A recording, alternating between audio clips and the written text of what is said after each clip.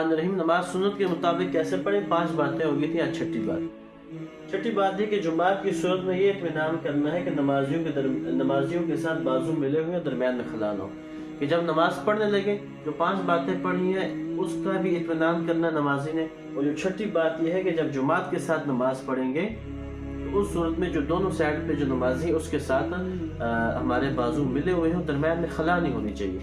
हदीस शरीफ के अंदर आता है कि आपने सल्लल्लाहु अलैहि वसल्लम ने इरशाद फरमाया कि इमाम को दरमियान में रखो, यानी सफ़े दाएं बाएं इस तरह बनाओ कि इमाम दरमियान में हो, बिल्कुल दरमियान में होना चाहिए। ये बात भी ध्यान में रखें कि अगली सफ़ जब पूरी हो जाए फिर जाके पिछली सफ़ को शुरू करना चाहिए।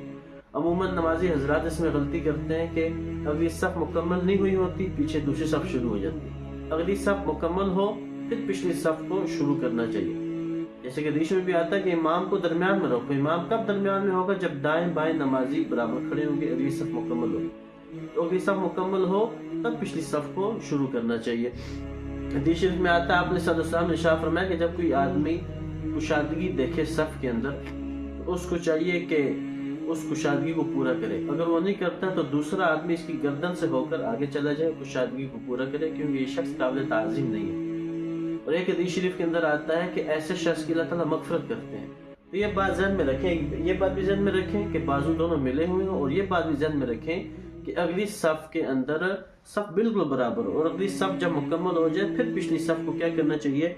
शुरू करना चाहिए। और सफ़ को मुकम्मल करने का, दुरुस्त करने की जिम्मेदारी इमाम की है, ना कि मुअज्जिन की। इमाम को चाहिए कि जब नमाज के लिए आ जाए तो आगे जो पहली सफ़ जिसमें वो खड़ा है उस सफ़ को दुरुस्त करे, और पीछे के लिए बेशक किसी मुअज्जिन को या किसी की ड्यूटी लगा दे, पीछे जो सफ़ है आपने उसको क्या करना है? दुरुस्त करना है। हज़रत उमर रज़ियल्लाहु ताला अन्हु के बारे में आता है कि जब नमाज पढ़ाते थे तो उन्होंने बंदा मुकर्रर किया होता था कि जो सफ़ सीधी कराता था।